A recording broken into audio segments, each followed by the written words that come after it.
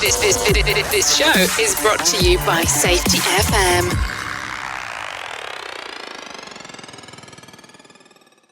Warning, the following broadcast contains adult language, adult content, frank safety discussions, and stories that might sound unbelievable.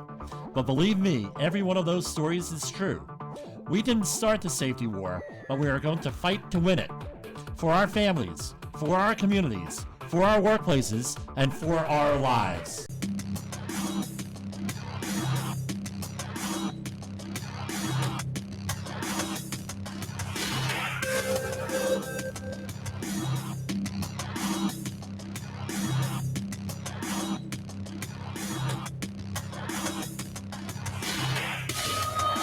How's everybody doing there? I had spent the day in New York City. Seems like a lot of people, by the way, thanks for bearing with me. Seems like a lot of people took the day off today. Unlike next week, we have the UN General Assembly down up in traffic. Putting all that extra carbon in the air. They should be ashamed of themselves. Hope everybody had a great weekend. What's going on here? We just made the reservations, in case you haven't heard of it, on some of the other shows. If you go on over to safetyfm.com, let's see if I can do a share screen on this.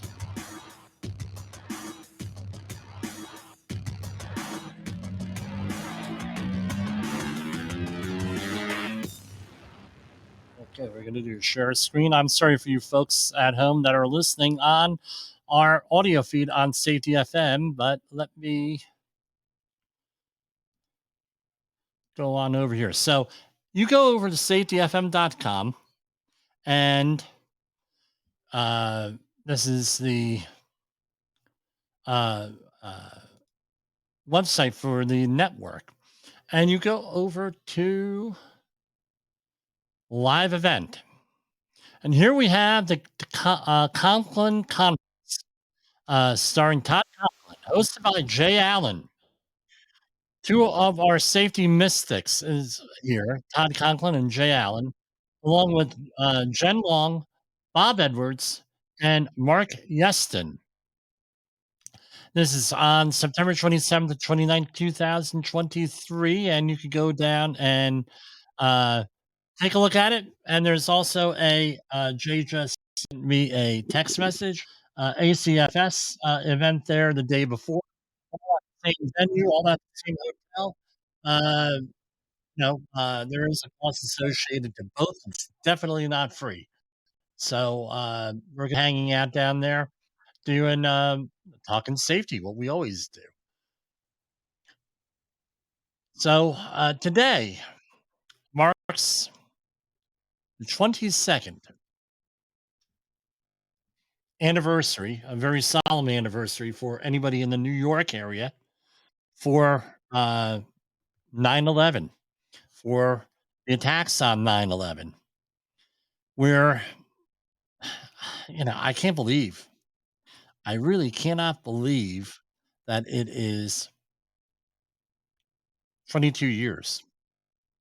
I know I'm not the only one who said that. And it's not all about me. I mean, this is definitely not about me, not about the program or anything else. This is about, we want to go and remember remember the folks that died on this day, 3,000. And I looked up some other, I'm putting on the feed here to make sure you hear me all. I just did some back in the envelope. We got it here. Back in the envelope information here. There are almost 3,000 people that died with 9/11 related cancers since then. And we had the original attack on the World Trade Center in the early 90s. Where was I? I was listening to 99.1 Pacifica Radio out of New York City. Yes, I do listen to the Pacifica Radio from time to time. I believe it was the Amy Goodman show for the show before Amy Goodman there. Uh, and there was a report that, and I was living in Hoboken, New Jersey at the time. There was a report that a small plane crash had hit the World Trade Center. There was a small plane, and I was thinking this sounds like a the situation uh, I- around World War II, 1940s, 1950s, where a bomber hit the Empire State Building. I said, "Wow, that happened again." And then I said, "Well, let me turn on the TV. Let's see what this is." I turned on the TV, and that was when the second plane it came in and did the damage. So, me and the people in the apartment house where I was living on Grand Street in Hoboken, New Jersey, we went to the roof and we went out and we saw the whole thing from there on out, what you saw on TV. And then reports from the Pentagon and Flight 93 came in and all other stuff. Thankfully, I did not have anyone that I know, uh, any of close associates or anything, die in the attacks there. My How my family was involved was my uncle Kenny, who uh, I believe it was the Merchant Mariners Medal he received from the Department of Transportation. He was one of the people evacuating the Manhattan on his tugboats, and he was his. There was a article that mentioned him a year later at the awards ceremony for all the first responders that responded to the maritime evacuation of Manhattan. Um, that He said, "No, it was just one of those things. I mean, it was a horrible situation there." And he got a write up in the New York Times.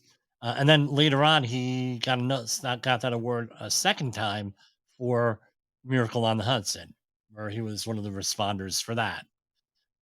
But anyway, it's just horrific what we were dealing with there. And I wanted to start out with, before I go on, I want to start out. I put together a PowerPoint presentation on, and so not, I added. If you're watching the program, you've seen a lot of the elements here on. Uh,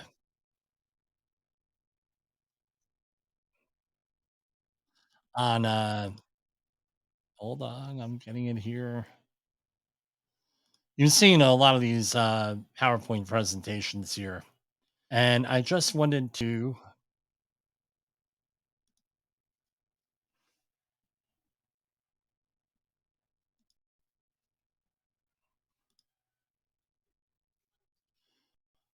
hold on one second here. I said this too early.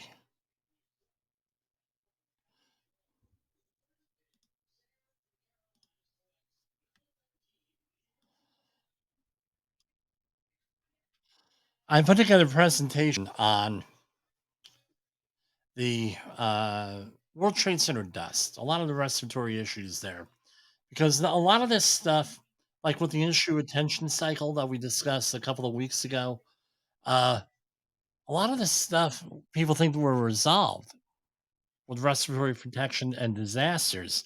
A lot of this stuff wasn't resolved, as evidenced by the COVID-19 situation and our rantings on that.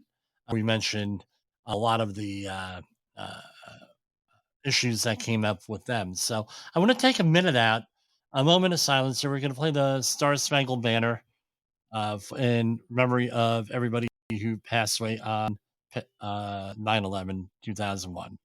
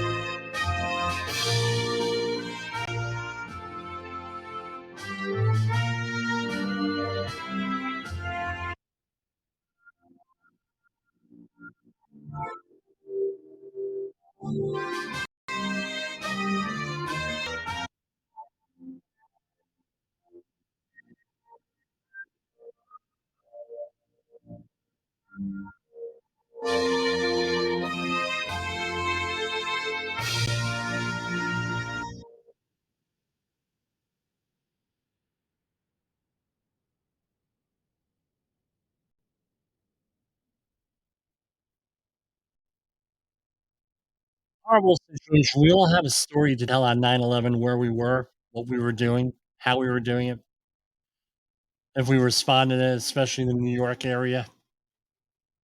A lot of this, we thought health and safety-wise, a lot of this stuff happened down there. We all understand that, during the moment during the emergency response, things aren't going to be done exactly correctly. We thought that since 9/11 that that would never happen again, especially with the respiratory protection and how we managed the disaster. But sometime in, the late 2000s, this stuff went out of our mind. Think about it. The issue intention cycle, we thought it was resolved. But okay, it was resolved, now we can move on. And the other thing is that we were dealing with fatigue, just general fatigue, especially up here in the New York area. You could not go for years after, 2001 without, uh, anywhere. That's people talking about it. People, the biggest shock was to a lot of the people in college, where I went to college, IT, the graduate school, where people were walking zombies, and that's what some of the descriptions were. And they were just in complete shock that something like this could happen. And I don't wanna go and relive all the, details. You can read about them. There's a lot of conspiracy theories behind it. We weren't gonna know all of them. We had a discussion today in my house over dinner because I felt it was important to discuss this. And I had mentioned this first, I believe, started the podcast 2021, where we had uh, uh, I gave a message where we stand for our posterity. Got to remember this because today, and like we have a very good school district here. My son came home saying a lot of things that were not necessarily true with 9/11, and as those, 11-year-olds, well, they're not going to believe you totally. What is my hope that he believes me on what happened on that day? Uh, and the facts. I show them, look, these are the facts.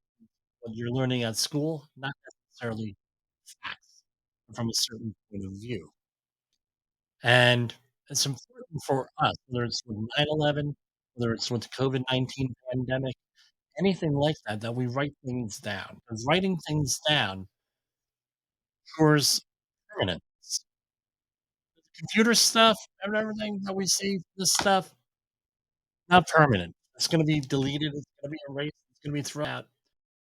Writing things down, them, uh, that lasts. The written word lasts. Maybe we talk about hieroglyphics, thanks to the Rosetta uniform lasts. Epic of Gilgamesh, thousands of years old. These things are all in writing, and they're a way for the past to communicate with the future. These stories, this oral history that we have, it's very important that we remember this stuff, and we make this part of regular conversation. I know 3 people that were that dealt with PTSD from 9/11. I know them personally.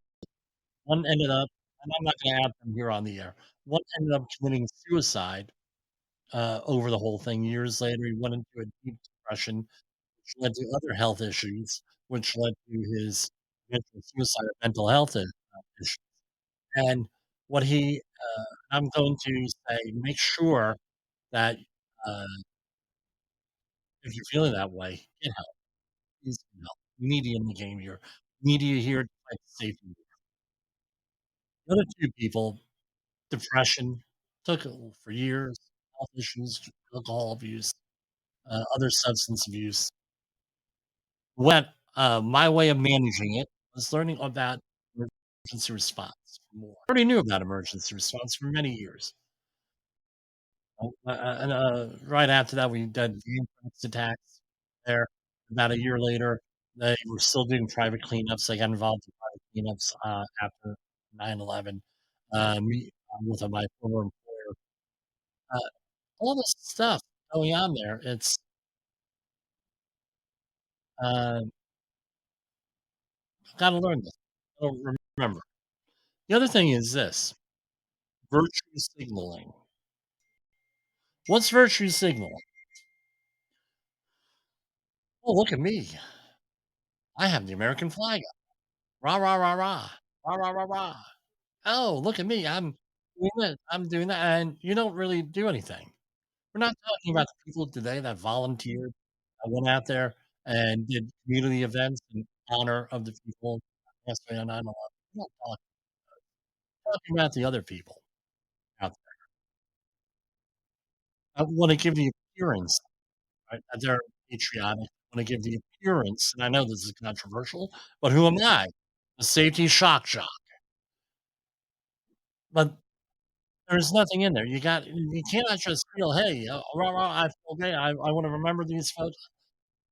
Try to translate that into something. That's what we're gonna do here in a minute. My attempt to translate into something meaningful,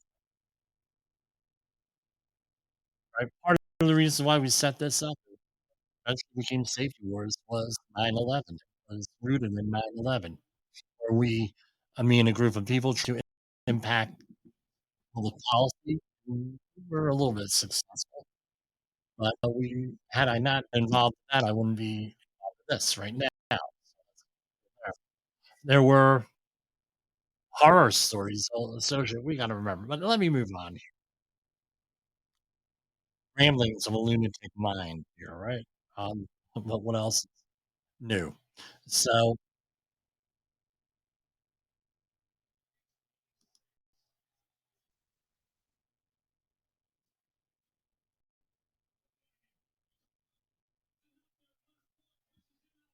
hold on here.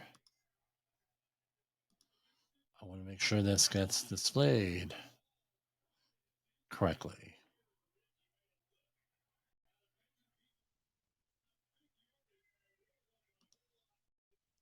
Guess we gotta do it this way, alright.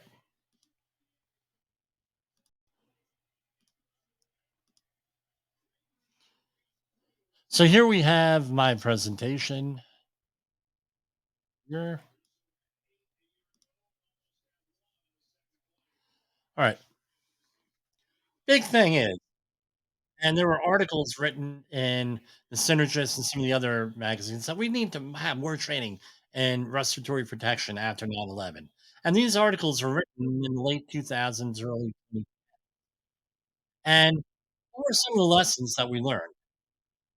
This is what it is. Anytime you're dealing with a disaster, 9/11 sit on that scale, personal disaster, and let's remember for review, 4 different things we're worried about. 0 to 20 scenario 1, 0 to 24 hours. Scenario 2, 24 to 96 hours, right? A couple of day emergency power outage for a couple of days, that sort of thing.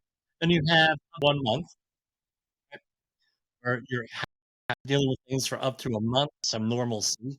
It takes you through the disaster cycle, and then you have more than 30 days, which is essentially permanent living. Why do I break it down that way? Because those are 4 different things that you totally need to, uh, plan for on there. Now, we're gonna talk about hazardous chemicals. There are 4 routes of exposure, typically: inhalation, injection, contact, and ingestion. So, rule number 1, dealing with hazardous materials. Don't get it in you, right? Don't get it on you, any contact hazards, spreading it around, and do not bring it home, the most important.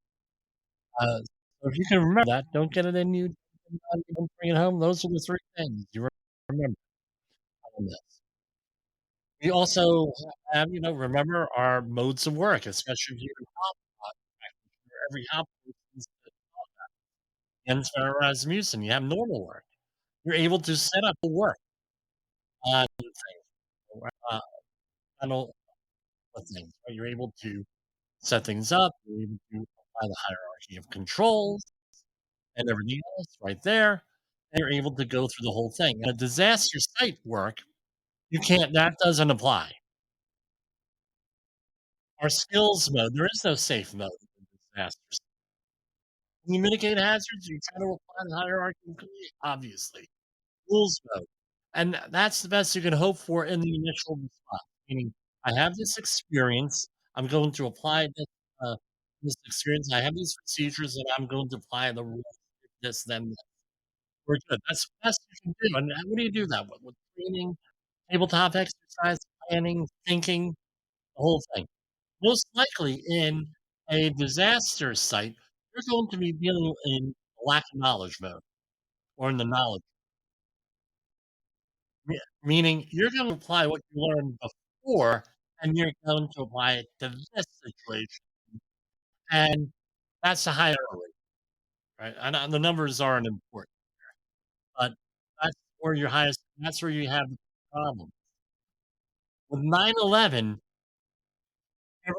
there were so many people involved. It was such an urgent situation. That's where the errors were made. So what's the scenario here? Plan. Now, could you have planned for something like that? Hindsight being 2020 and hindsight bias, right? With that, or Monday Night Football being listened to upstairs by my father-in-law, right? Monday morning or Tuesday morning quarterback. We're not playing that game here. That's not what I'm doing. I'm just telling you, looking back, what happened, now we better able to plan for tomorrow and other things. Nobody could envision that someone's gonna take a plane, fly it into the buildings, and make them collapse. Unless the intelligence community really had some knowledge, there were some indications that the intelligence community had some foreknowledge that got buried in there. I don't know. It's sort of like what we used to call a black swan event. And as everyone knows that black swans do exist in the Southern Hemisphere, but black swan, not gonna happen. Now going on here, we have hierarchy of controls. We also have left and right of the bang. This was it still works for me. We have the left of the bang, meaning the left of the incident. This comes from the military, and I was never in the military, so you're gonna say, what do we deal with? Situational awareness, evaluation, equipment, hierarchy, controls, and all stuff that goes into planning out stuff. Then you have bang, right? You have bang, the incident right of the bang, the assessment, the evaluation, and everything else. And what you want to try to do is keep it on the left of the bang, and then when the bang happens, you go to the right of the bang, and now it's automatic. Our responses are and everything else. This is what training is involved. This is why it's important now on our work. Here's our disaster management cycle. We have a disaster, the response, recovery, mitigation, and then preparation. And what happens is once you get to the recovery and mitigation, hey, the thing's over. This can easily be the issue attention cycle. Everyone thinks that everyone's prepared until the next is. Now let's talk about this here. How does this and this and this all translate into OSHA? How does it apply? We have what are called emergency, where you have to go if you're an employer and you have to go through what the emergency procedures are with this. Reportedly, Morgan Stanley, the person who was in charge there of safety, people were told to go back in. No, no problem. We can't got this. Go back to your office. He said, "Hey, move on out, guys. We're going out and evacuated almost all of his people out of the street." That's how the story goes. And I'm sticking with it. I don't mention them here because I've seen like three sources for three different names. So I don't want to have a problem here. So, what is ecology? When we talk about chemical exposure, there's 9/11 dust, or in your workplace or anything else, you have discussed toxicology. This is the thing that a lot of trainers don't want to discuss. But it's real simple. Study of adverse effects of chemicals versus the amount of chemical on the human body. So that's essentially you have what is called dose response relationships. For every dose, there is a response to the body, and the body filters out materials primarily through the liver and the kidneys. Doesn't do its part. through your digestive system, things of that nature. It's primarily through the liver and kidney. And these chemicals have a effect on you. They could have, and if you hold on, look into the CDC NIOSH pocket guide for chemical hazards. I have it right here. They're supposed to keep on saying they're going to update this. It hasn't happened yet. In September 2007. If you go to table number 5, Roman numeral 5, so where is it? Real table 5. You go, yeah, here it is. You have two complete pages on how chemicals could impact. By the way, this is available online. This is all for free if you right away uh, to the CDC for this. You have 2 pages of what a chemical can do to you here. A lot of stuff. That's something you got to remember. And let's say you have multiple chemicals. Mm, probably that's something you need to think too. Now, who was the guy who came up? This is my little joke. A guy by the name of Paracelsus. But why did they call him Paracelsus? Because his real name was, let's see if I can get this, Theophrastus Bombastus von Hohenheim.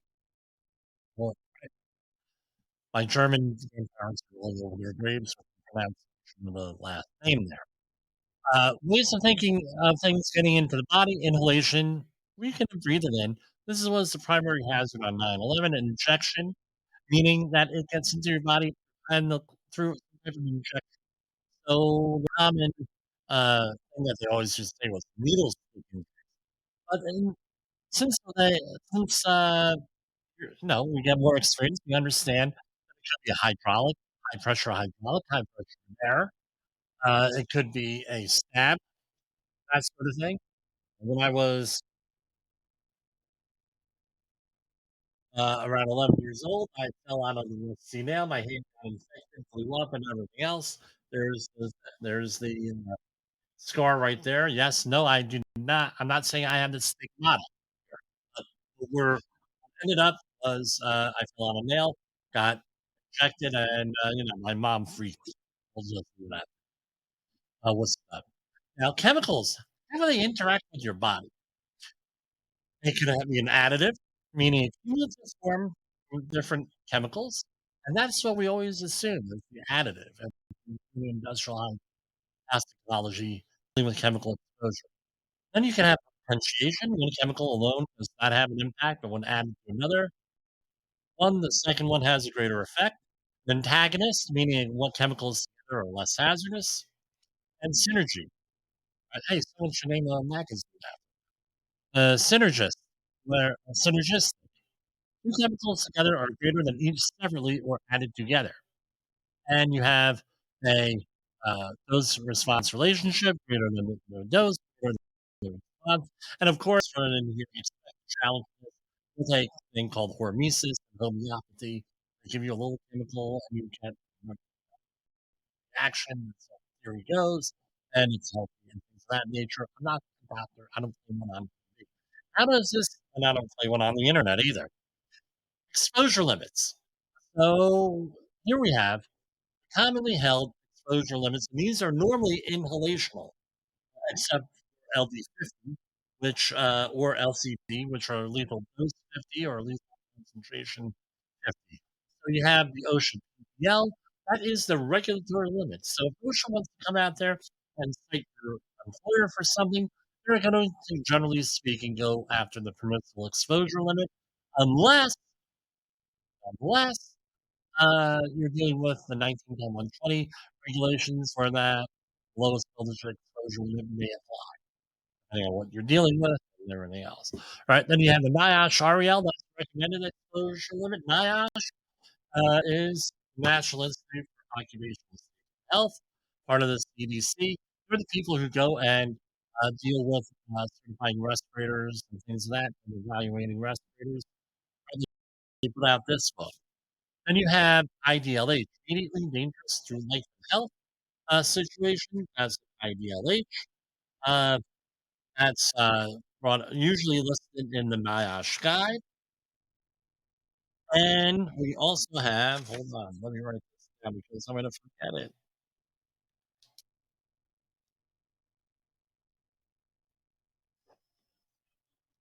I always forget.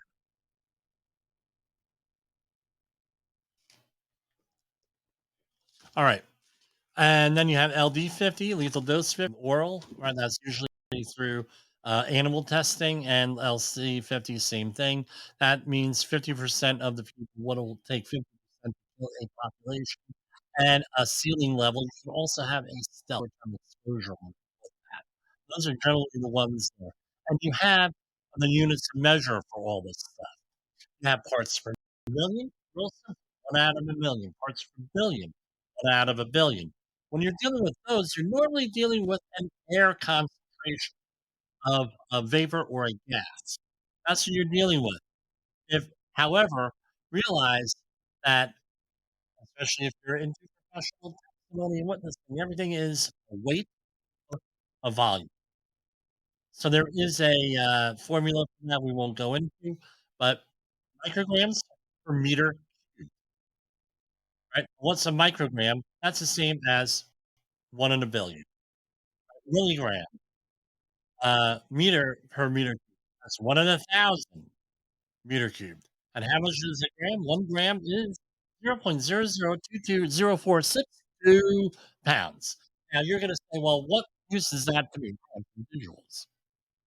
That is 2 grams of salt, right? A little bit more than 18. Yes, my cat was annoyed because I used her, food for this. That is sugar, 2 grams of sugar, right? And those are 2 almonds, 2 grams on that. And, yeah, I didn't have them here, but it was like 4 pistachios. Yeah. Now you take this and you divide it in half. Right? Yeah, you got 1 gram. You divide it into 1,000. Let's say you're gonna take that. Let's start over. You take that and you put it on a flat surface like a mirror. And you're going to take a razor blade or other sharp object, maybe a stamp or a credit card. You're gonna divide it into 2, right? Yeah. You got 1 gram here, 1 gram there. And you're able to divide that up into 1,000 pieces. Then that is 1 milligram, 1 of those 1,000. And you're gonna take that and divide that 1 gram into a million by a million, and you can deal with a microgram. So that's a real small thing. Per meter cubed is, right, 39 inches by 39 inches by 39 inches. So when you see a permissible exposure limit of 50 micrograms, that's not a whole hell of a lot. 50 micrograms per meter cubed, not a lot.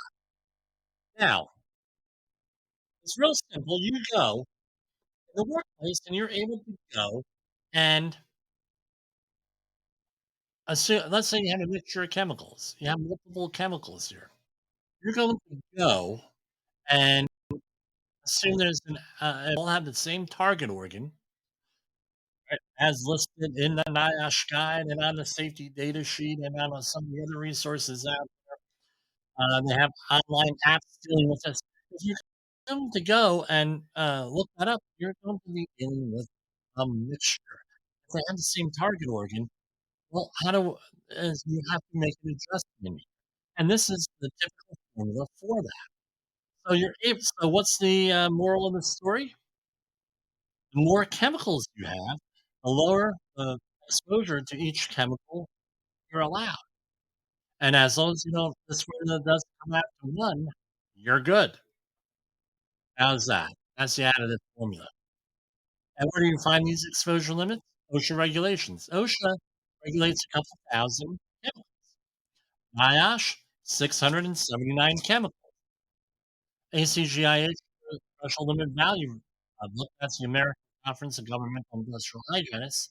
They have a threshold limit value, biological exposure limit book that couple no, under 1,000 are private trade group, safety data sheets, and of course, scientific literature. That's where you get all this. Common respiratory hazards. this. Now, here's my question. This is what the crux is. What the whole idea of this presentation. I should have made a note of that. This is what the entire thing is here. How many chemicals were in World Trade Center dust? Are because every once in a while you hear something that wasn't cleaned up during the initial cleanup. How many do you think? Some sources, all about 2,500 different things. What were they? Let's see. I have the list right here.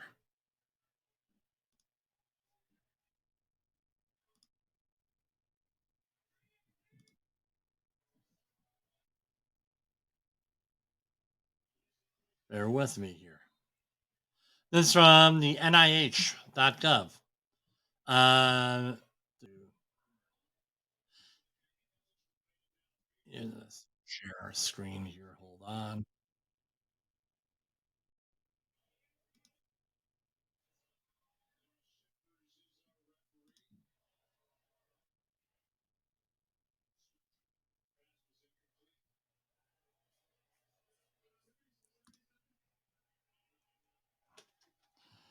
Hold on for a second.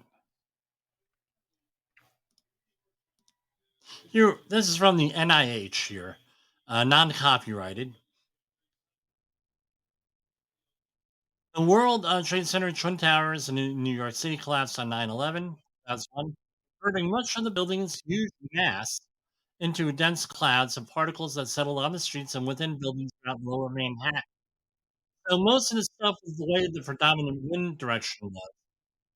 The contamination started about a block and a half, maybe 2 blocks north of the World Trade Center and went over Brooklyn and extended over Brooklyn, on that. It was uncanny the way things, had settled up.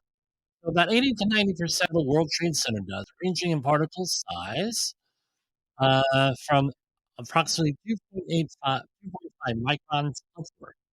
Now, for a review, respiratory, uh, you inhale things respiratory-wise is less than 10 microns, right? PM 10 microns, and less than 10 microns is what gets into your body. Your natural defenses, uh, filter that out. So the smaller or the more surface area is another way of thinking. Dust has, the more opportunity for chemical reaction and the deeper it penetrates into your lungs. So it was so ranging in particle size, 2.5 microns upward, was a highly alkaline. Some of the meaning the pH levels were somewhere around 10 or 11, right? Mixture of crushed concrete, gypsum, and synthetic vitreous fibers that were readily resuspendable by physical disturbance of low velocity air currents. Hmm. High concentrations of quartz and superquartz dust were inhaled, depositing in the conductive airways in the head and lungs, and subsequently swallowed. Congestion hazard, causing both physical and chemical irritation to the respiratory and gastroesophageal epithelium. There were both acute and chronic adverse health effects in rescue and recovery workers, cleanup workers, residents, and office workers, especially lacking effective personal respiratory protective equipment. Before 9/11, who would have ever done that? Come on, let's be fair. Context drives behavior. The numerous health effects of these people are not those associated with monitored PM toxins, which are present at low concentrations, that is, asbestos fibers, transition, and heavy metals, polyaromatic hydrocarbons, POS, and diaphragm, stuff with chlorine, in it, right? 23476 CBD. This is from the Transformers. And if you've ever been in a high rise, every floor has a transformer, a step down transformer from high voltage down to what goes out of your outlet, which is usually your left-hand shoulder. Attention was never directed at the high concentrations of larger size and highly alkaline world trade center dust particles that, in retrospect, contain the more likely causal toxicants. Fortunately, the initial focus on the air quality monitoring and guidance on exposure events programs low concentration components was never revived.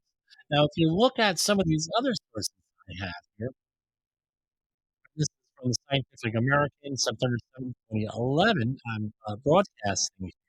Uh, again, 10 million tons of building materials and contents burning at temperatures above 1,000 degrees Celsius, extended from lower Manhattan across the East River into Brooklyn beyond to the sea.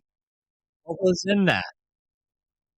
Chemicals, a lot of stuff with the same with the same target organ, the lungs, the sinus, the esophageal, right, gastroesophageal epithelium, all that stuff going in there. So now let's go back to our presentation here. What do we have? This.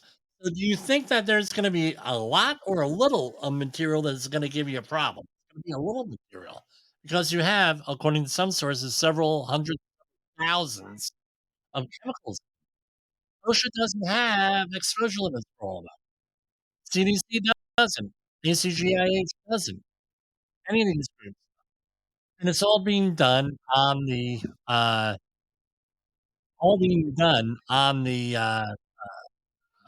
as you're thinking in real time here. Again, not prepared or anything else.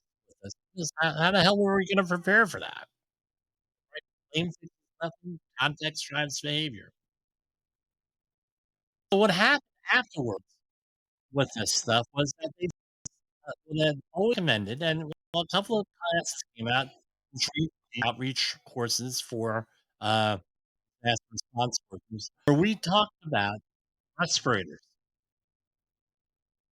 And there's a huge focus on in those classes, especially the emergency response on PPE, on respirators. Because if we go back here, what doesn't apply? What doesn't apply here is this, the hierarchy of control. So what ends up happening is you have to rely on your PPE, and you also have to rely on a greater safety margin. Where a normal safety margin in safety is 2 to 1, meaning if you have a PEL of 1 divided by 1/2, 0.5. Guess what? That is your action level. There's a 2 to 1 safety margin. When you're dealing with slings, what are you dealing? A 4 to 1 actually on that safety margin, 5 to 1 safety margin. When you're dealing with a disaster, since you don't know what you're dealing with, now your safety margin has to be a lot higher. Some people say if you're able to quantify that, it would be 10 to 1. You really don't know what's there. That's why it's important to have PPE and be prepared with PPE if you're a responder. So now what do you do if you're the average Joe, the average Jane, the average person there? So first thing you want to do, I left this in here from the previous presentation. All different. You have to know what your hazards are, and in this case, it would be smoke and debris, and that would be the respiratory hazard. And you can have an oxygen deficiency, and unless you're dealing with supplied air, never go into an oxygen deficient atmosphere. What are we talking about? Sewers, tanks. Uh, Here we have a sewer pipe here, drainage pipes for a storm sewer. Hopefully that's sanitary. You have hydrogen sulfide, swamp gas, different hazards for that. You know what you're gonna need all different types of PPE and supplied air respirators. Then you have carbon monoxide. That's a big one on disaster sites where an emergency response from generators, generally speaking, people put them in areas where there's low ventilation, like their house, and they get carbon monoxide poisoning. And you need air monitoring for that. But with wood smoke, these are only some of the things that were in World Trade Center smoke here. This is regular wood smoke. We're not talking World Trade. Regular wood smoke, which was in there, all these chemicals in it, a lot of the same target organs. World Trade Center dust. 50% non-fibrous material and construction debris, 40% glass, 9.2% cellulose, and the rest extremely toxic and carcinogenic. Lead, mercury dioxide, polyaromatic, and we apply that. So I remember my first experience with respiratory hazard emergency response was when I was about 12 years old in New Jersey, just south of the outer bridge crossing. And for Amboy, there was a factory, and it blew up. And they had fires. Uh, what did they give the responders? A lot of police officers masks, dust masks. They'll go out there and all the civil surgical go out there and do your things. It's okay. And what ended up happening none of that happening, people ended up getting sick, and the same thing happened over in Secaucus, New Jersey, and there were other sites nationwide, but these were the ones I'm familiar with, were local to me, and people got sick, all because of masks. And so if you're dealing with an actual respiratory hazard and you're an employer, what do you need to do if you're an employer? Distribute your employees NIOSH rated mask.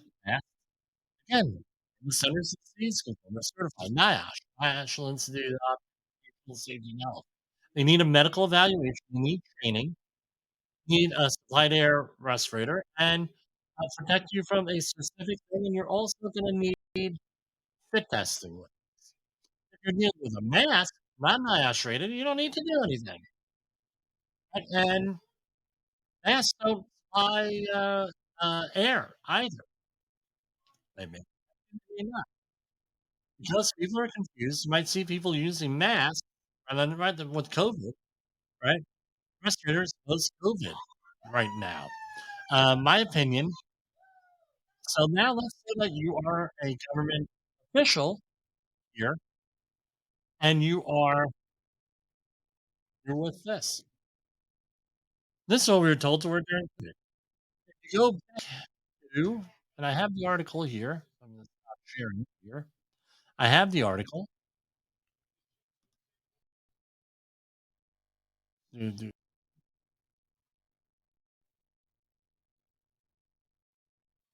this is from Scientific American, 2011.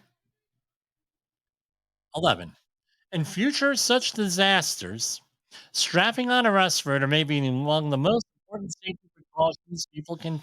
In the future, we need to make sure people who are going into harm's way have respiratory protection of some degree that allows them to move freely enough to rescue people. This is according to the article, quotes someone named Leo. Today, more than 12,911, this is 10 years ago, workers continue to have trouble breathing, according to a study conducted by the World Trade Center Mental Monitoring Program, published April 8th, 2010 in the New England Journal of Medicine. Now, this is for rescue workers, right? What about for us? Respiratory protection. COVID hit. This is 10 years before COVID hit. Respiratory protection we didn't have. So it's incumbent on us to get it. Let's say you're a private employer. It'd be advisable to get respirators. Train your people on respirators, depending on what it is. The reason why they recommended masks was now you don't have to do any of that stuff. And if you're going to be a responder, you got to have in your head, hey, what am I responding to? What am I going to do? What respirators do I have and everything else? And I'll go into that in a minute.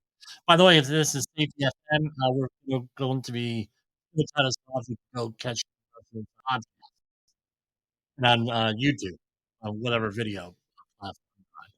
All this stuff is important out there. Get the right training, get the right equipment. Again, assess, analyze, and act. Let's share again. And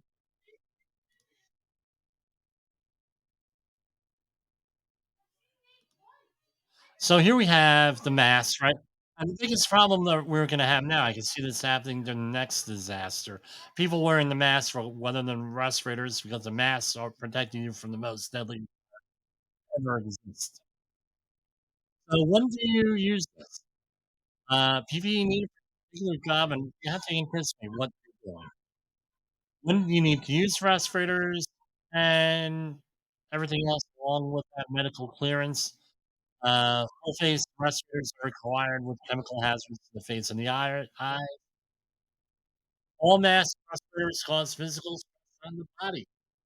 To have a medical evaluation, employer or supervisors might be held liable if there's a problem, except if you're the government. Doesn't have sovereign immunity. Let's remember, during 9/11 and subsequent disasters, OSHA was suspended. OSHA went from a compliance into a consultation role on all these. Oh, no OSHA regulation. So what happens? They weren't enforcing them and things. But is the employer still responsible for injuries? Absolutely, absolutely responsible. Absolutely responsible or liable for injury. So just because you're not none of this stuff is applying to you doesn't mean OSHA's not goes into consultation road does role, doesn't mean that you're exempt from all law. That's not what that means. So if you're in charge of safety and for especially for a private company, you better make sure that you get the right stuff when you get it. If you have this respirator, not supply respirator oxygen, we have P100 cartridges on here. Sometimes DEL, whatever your maximum use has, we'll go into you want don't hire me, right, from full training. Then you have the NP&R respirators. Does not supply oxygen, does not work for gases, 10 times the PEL going on there. Must be fit tested, qualitative, only fit testing, usually must have medical approval, IOS certified, and an IDLE here. N is no oil, P is oil proof, R is resistant to oil. They have 95% of particles 0.0 microns or greater, 99% of particles, 99 means 0.3 microns or greater, or 100% or P100 and 100 R100 mean 99.97% of particles, 0.3 microns or greater in diameter on here. So it might filter smaller particles, right? Yeah, or may not, but that's what it's rated for. Then you have the full face, respirator here, which is 5 times better than the half face. All the same things on there. Powered air purifying, supplied air. This is, typically what firefighters will use, a slightly different. This is a little older photo. And then you have this is an abrasive blaster. Here, one of our listeners sent this in. I said, "Hey, I need an abrasive blaster." "Oh, this is what I got." And you got all is on supplied air, different ways of doing this from a bottle or compressor. So, let's say that you go into a situation. Yeah, this is from the DOT guide, the emergency response guide. What are you looking for? How do you know you have chemical hazards? And then there might be a chemical issue. Dead animals, birds or fish, lack of insects, odor, mass casualties, pattern of casualties, unusual liquid droplets, different looking areas, low lying clouds, unusual metal debris, or debris, my mother would say. And you have all this stuff out there. Now, I'm not going to hang around. I'm leaving there. I'm not worried about respirators. That's what that makes me laugh. I'm carrying around this respirator. Guess what? It's gonna take you longer to take that respirator out and put it on than it is gonna tell you to run like hell away from the hazard. And you know you have a biological hazard, biological impact. Unusual numbers of sick or dying people, animals, unscheduled and unusual spray being disseminated, abandoned spray devices. We're talking the Hudson sprayers and the odd radiological. We had the fin symbol there, the little propeller, containers with the radiation symbol, unusual metal debris, heat emitting material, glowing material, sick people or animal. Again, I would get the hell out. And if you're going to make an emergency call on that, do it 100 meters away from the site because they're worried about things being detonated by a cell phone. And again, for if you're a emergency responder, This is everything here. Now, this goes to show you, don't bring it home. This is what I saw on 9/11. People were in lower Manhattan. They were either being evacuated by people like my uncle, or they went on foot. So a lot the girls that lived next door to me were they walked from Manhattan to the George Washington Bridge. This is roughly 10 miles. It's a nice walk. I've done it, by the way. Uh, but now you're all full of this caustic material. They get into vehicles, buses, pickup trucks, whatever, uh, vans. They get taken across the bridge, and they have to walk from the George Washington Bridge down to Hoboken, Bergen, Hudson County. Nightmarish situation out there. They get home. A lot of them are still covered in dust. Now what do? They go in their house. They spread all this stuff in their house and their apartment.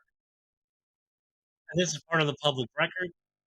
You have I mentioned it on Coast to Coast AM earlier this year, being put it, you had this situation where you bring this stuff into the house. Now, say what's safe and what's not safe. That's a problem. What's safe? What's not safe? What's I don't know.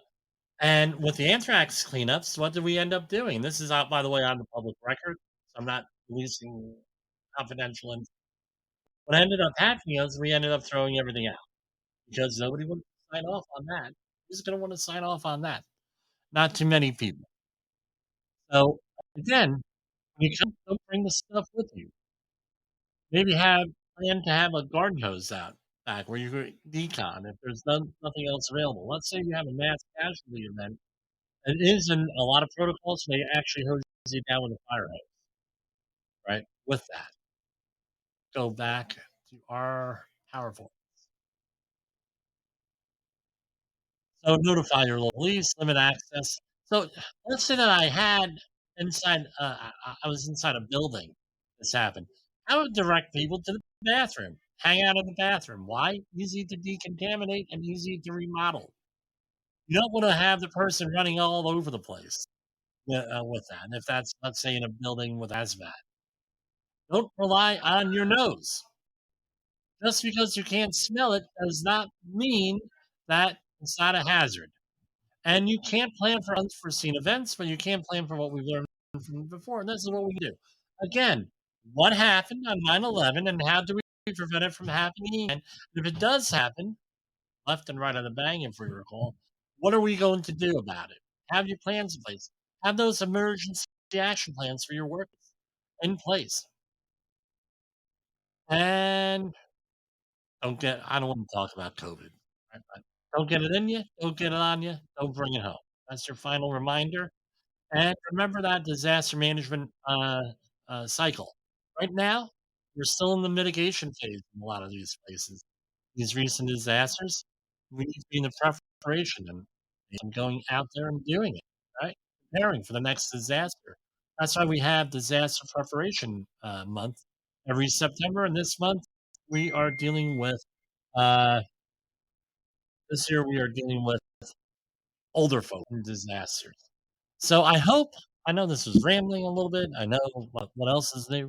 They, uh, really important that we learn our lessons here from 9/11.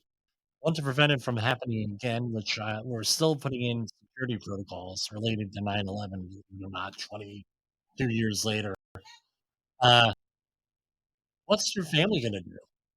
We're talking about this all month here on disaster preparation. So for Safety Wars and Safety FM, this is Jim Pulsel. I hope you're in my thoughts on 9/11. Uh, we'll on in our prayers. So we said prayers at our church for the victims of 9/11 and everything with that, the ongoing things. And don't forget PTSD, psychological issues. If you're still having issues I know I had a nightmare last night over this stuff. I still deal with a little bit of PTSD from this, and I wasn't even directly involved in this. I just witnessed this on TV from my rooftop, like everybody else, and got involved in some cleanups and things of that nature. Dealing with this directly has been a horrible situation and give people a break. A couple years ago, we had an accident investigation that my company was involved in, a rather serious one, where a person had lost someone on 9/11 and they had been at work and got hurt at work, not paying attention to what he was doing, right? Context drives behavior. I'm not victim shaming here, but probably should have taken the day off because his mind wasn't exactly where it was, and the employer should have had a little bit more empathy with this. I know a lot of employers still give people the day off for today in this area. So again, go out there, be kind to each other. But let's remember some one other thing. Let me our parting comment on here. I keep sending this. We had September 11th. We also had September 12th, where we were all unified. We had Congress people singing "God Bless America" on the steps of Congress. Bipartisan, people getting along. That's what we need to get back to here. We need to get along. We need to work together. We need to have leadership, right? And that's what else. Thanks for listening. See you tomorrow. The views and opinions expressed on this podcast are those of the host and its guest and do not necessarily reflect the official policy or position of the company. Examples of analysis discussed within this podcast are only examples. They should not be utilized in the real world as the only solution available, as they are based only on very limited and dated open source information. Assumptions made within this analysis are not reflective of the position of the company. No part of this podcast may be reproduced, stored in a retrieval system, or transmitted in any form or by any means, mechanical, electronic, recording, or otherwise, without prior written permission of the creator of the podcast, Jay Allen.